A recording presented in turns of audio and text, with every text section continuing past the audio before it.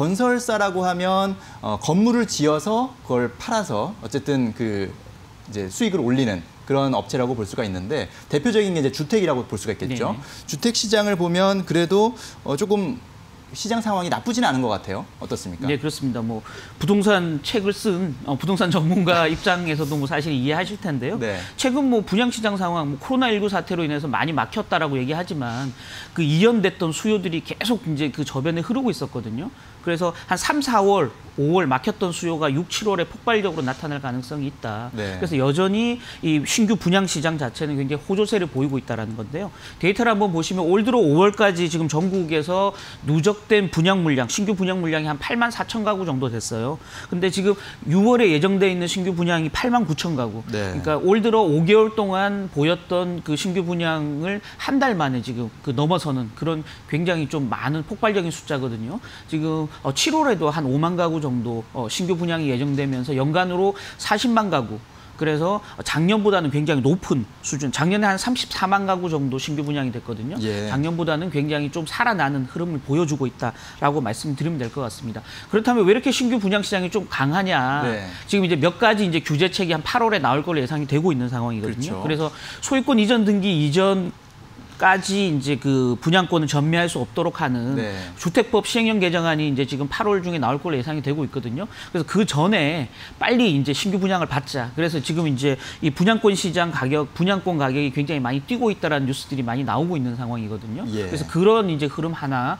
그다음에 또 하나는 이제 재건축 그 민간 택지에 적용되는 분양가 상한제가 지금 7월 27일까지 적용 유예돼 있는 상태거든요. 그래서 28일에 종료가 되기 때문에 8월 이전에 분양을 빨리 받자라는 수요, 또 건설사 입장에서는 분양을 빨리 서두르자라는 수요가 6, 7월에 폭발적으로 몰릴 가능성이 있다라는 거고요. 네. 그 수혜가 계속 이어질 가능성이 있다라고 말씀드리면 될 것 같습니다. 네, 그렇군요.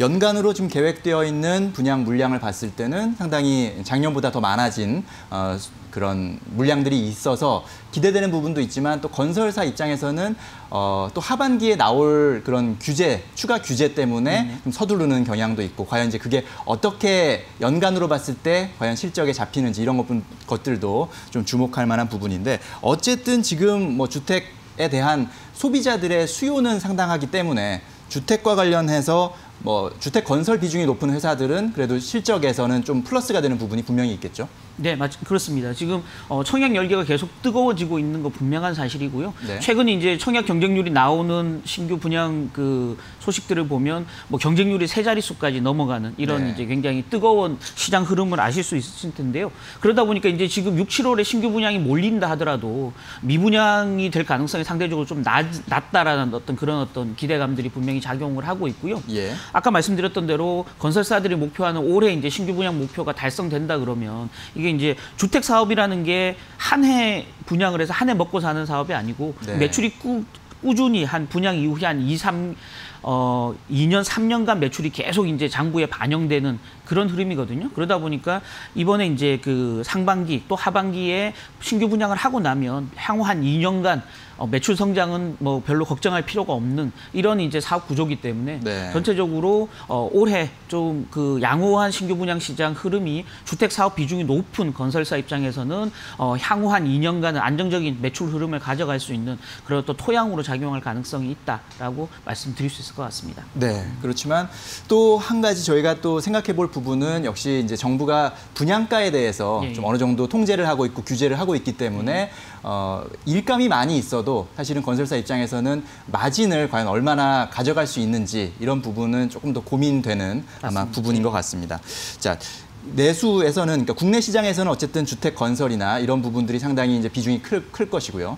해외 부분도 사실은 우리 건설업체들이 사실은 뭐 과거부터 해외 건설로 상당히 이름을 많이 날려왔잖아요. 현재 해외 부분은 근데 그렇게 썩 좋은 상황은 아니죠. 그렇죠.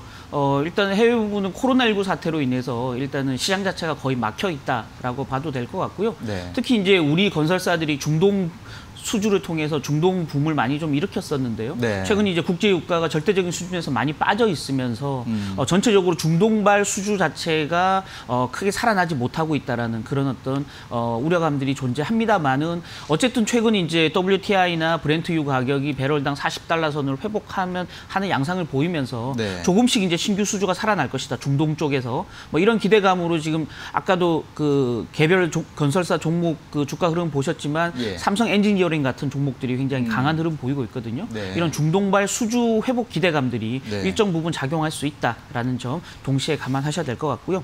네, 그렇죠.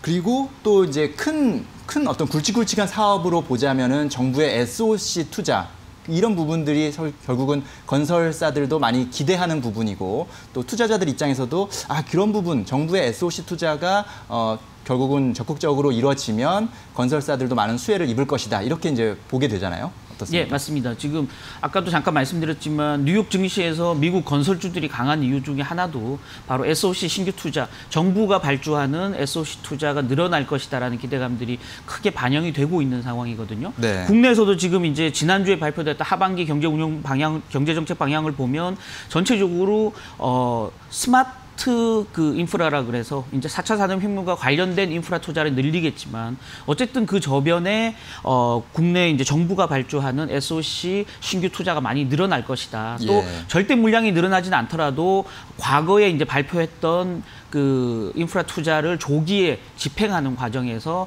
좀 그 올 상반기 하반기에 집중적으로 수혜가 나타날 수 있다라는 기대감들이 분명히 작용하고 있거든요. 네. 그래서 정부가 이제 집중적으로 투자하는 생활형 SOC 투자, 뭐 우리 생활 주변에 있는 체육관이라든지 스포츠 시설, 뭐 여러 가지 이제 그 우리 생활의 도서관이라든지 네. 그 생활 속에서 활용할 수 있는 SOC 투자가 굉장히 빠르게 늘어날 것이라는 기대감들이 있고요. 또 정부가 미리 발표했던 신도시 교통 대책과 관련된 그런 어떤 사업들을 조기에 좀 신규 집행하자라는 이제 그 정책도 동시에 지금 하반기 정책 방향에서 발표됐었기 때문에 예. 그와 관련된 어떤 그 정부 발주가 늘어날 것이라는 기대감들 일정 부분 작용할 것이고요. 그에 따라서 이제 이런 토목 사업을 집중적으로 하는 종합 건설사들이 대형 종합 건설사들이 그 수혜를 볼 가능성이 굉장히 크다라고 네. 말씀드리면 될 것 같습니다. 네, 그렇군요. 현재 국내 시장 상황 또 건설사들의 어떤 사업 포트폴리오상 여러 가지 기대되는 부분도 있고 좀 현재 좀 힘든 그런 상황도 있다는 것을 정리를 됐는데